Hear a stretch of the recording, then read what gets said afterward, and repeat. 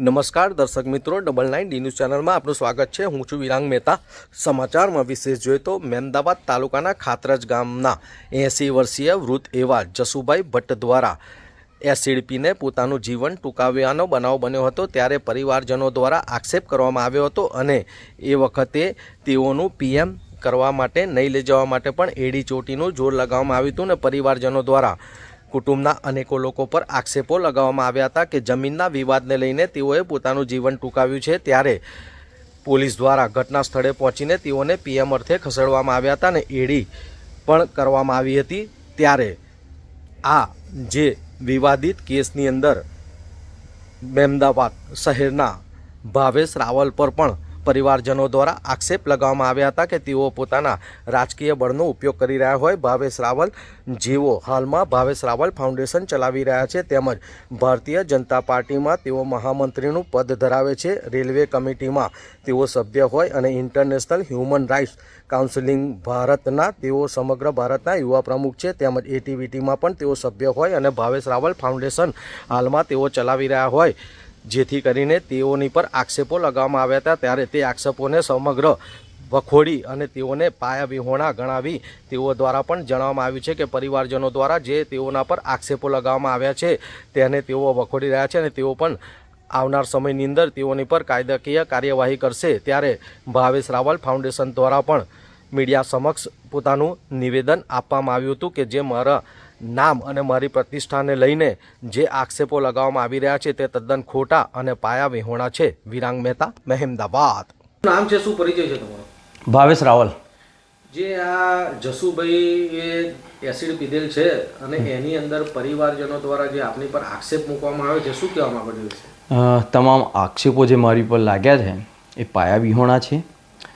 મારી રાજકીય કારકિર્દીને બગાડવા માટે, મારું નામ ખરાબ કરવા માટે, મને બદનામ કરવા માટે આ એમણે મારી પર આક્ષેપો કરેલા છે।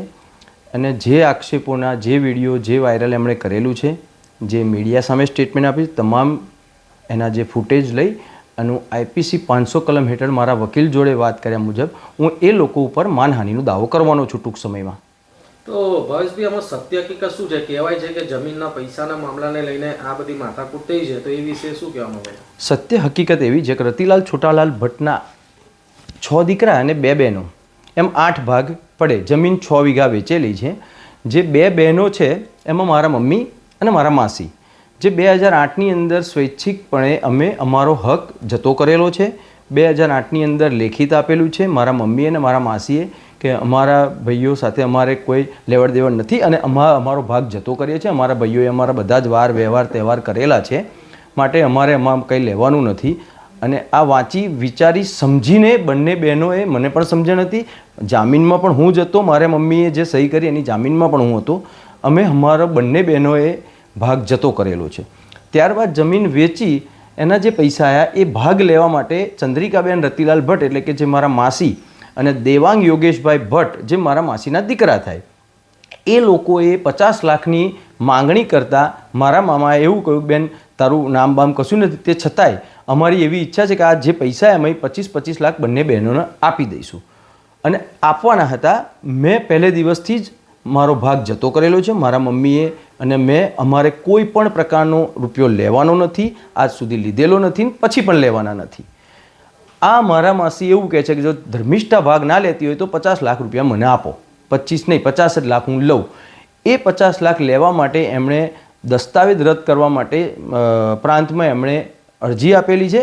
એ અરજીના અનુસંધાનમાં સમાધાન થયું। સમાધાનમાં એવું થયું કે ચંદ્રિકાબેન રતિલાલને 35 લાખ રૂપિયા આપી, આપણી બહેન જ છે, કોઈ ખોટો કકરાટ કરવો નહીં, એવું વાસુદેવ રતિલાલ ભટ્ટ, સુરેશભાઈ રતિલાલ ભટ્ટ અને ચંદુભાઈ રતિલાલે નક્કી કર્યું। બધા ભેગા થઈને એમાં જસુભાઈ રતિલાલ ભટ્ટ આવ્યા, વિપુલ જયંતિભાઈ ભટ્ટ આવ્યા।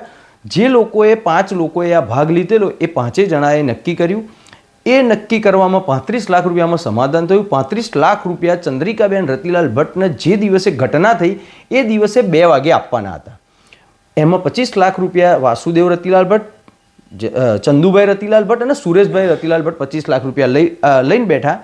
વિપુલ જયંતિભાઈ ભટ્ટ 5 લાખ રૂપિયા લઈને આવવાનો તો એવી ચર્ચા હતી અને ભલે આપવા નહોતા પણ એણે એવું કહ્યું હતું કે હું આવું છું। આ સમગ્ર ઘટના ત્યાં મેં સાંભળી છે। હું ક્યારેય ત્યાં જતો નથી, હું ક્યારેય એ મારા ઘરે નથી આવતા, મારા કોઈ સાથે લેવા દેવા નથી। પણ જે 35 લાખ રૂપિયા આપવાના હતા એની આ ચર્ચા છે. આ મૃત્યુ કેમ થયું એ એની ચર્ચા છે. એ 25 ને વિપુલભાઈ, 35 ને જસુભાઈ રતિલાલ ભટ્ટ જે મૃતક, મારા મામા, સૌથી મોટા મામા, એમને 52 લાખ રૂપિયા આપેલા. એ 52 લાખ રૂપિયામાંથી 25 લાખ એમના બંને દીકરાએ વેચી લીધેલા. 2 લાખનું શું થયું મને એમનો વિષય છે. એ 25 લાખ રૂપિયામાંથી જસુભાઈ રતિલાલ ઘેર જઈને એવું કહ્યું કે આપણે ચંદ્રિકાના 35 લાખ રૂપિયા આપવાના છે, સમાધાન પેટે 2 વાગે આપવાના છે. તો એ ચંદ્રિકા લેવા આવે છે અથવા આપણે આપવા જવાનું એવું સમાધાન થઈ ગયું છે. તો 5 લાખ રૂપિયા બંને ભાઈઓ 2.5 લાખ રૂપિયા અમને આપો પાછા. તો એ 2.5 લાખ ભેગા કરીને 5 લાખ આપી દો એટલે આપણી ઇજ્જત સચવાઈ જાય. બેનને પૈસા આપવા માટે આપણે જે કરીએ છીએ એ પતી જાય અને આ કેસ સોલ્વ થઈ જાય. અને ધર્મિષ્ઠા પૈસા લેવાની ના પાડે છે અને એને લેવાના નથી. એટલે એ 5 લાખ રૂપિયા લેવા માટે બાપ દીકરા વચ્ચે ઝઘડો થયો. એમાં જસુભાઈ રતિલાલ ભટ્ટ જે મૃતક હતા એમના મોટા દીકરા કિરીટભાઈ જસુભાઈ ભટ્ટ, એમણે અને જસુભાઈ રતિલાલ ભટ્ટને મારામારી થઈ, ગુદા માર મારેલો છે.